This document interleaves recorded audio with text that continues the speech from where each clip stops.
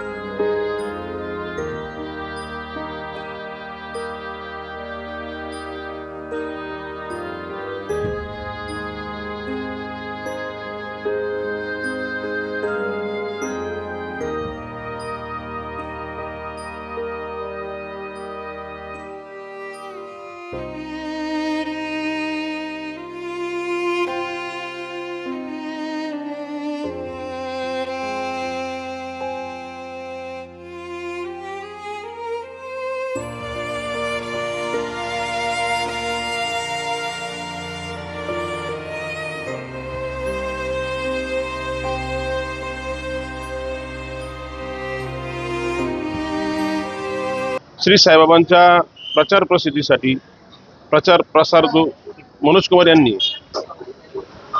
बाबांचे साईभक्त म्हणून केला, ज्याप्रमाणे दासगुरू महाराज बाबांच्या हयातीत प्रचार प्रसार करत होते, बाबांच्या नंतर सुद्धा ते प्रचार प्रसार त्यांनी केला, त्याप्रमाणे 1977ला साईभक्त आदरणीय मनोज कुमारजी, चित्रपट अभिनेते मनोज कुमारजी यांनी शिर्डी के साईबाबा पिक्चरची निर्मिती केली आणि मग बाबांचं साक्षात्कार असतील, बाबांची महती असेल, बाबांच्या बद्दलची माहिती असेल, ही देशभरामध्ये विदेशामध्ये मनोज कुमार यांच्या शिर्डी के साईबाबा या सिनेमामुळे देशभरात जगभरात गेली।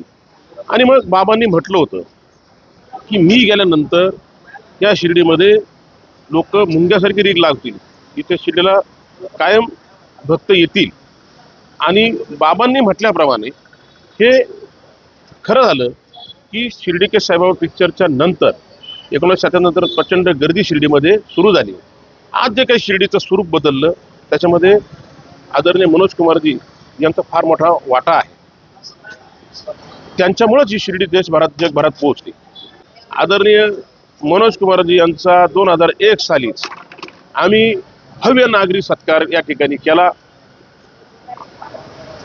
त्यांच्या ऋणातून उतराई होण्याचा आम्ही त्यावेळी प्रयत्न केला।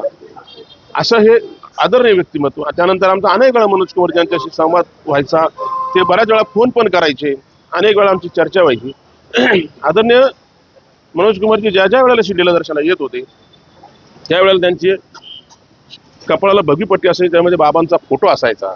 अशी अतिशय श्रद्धा त्यांची साईबाबांच्यावर होती आणि म्हणून त्यांनी कायम प्रचार प्रसार हयातीत होते तोपर्यंत त्यांनी केला। अशा ह्या महान व्यक्तिमत्वाला आम्ही शिर्डीकरांच्या वतीने, असंख्य साई भक्तांच्या वतीने त्यांना श्रद्धांजली अर्पण करतो।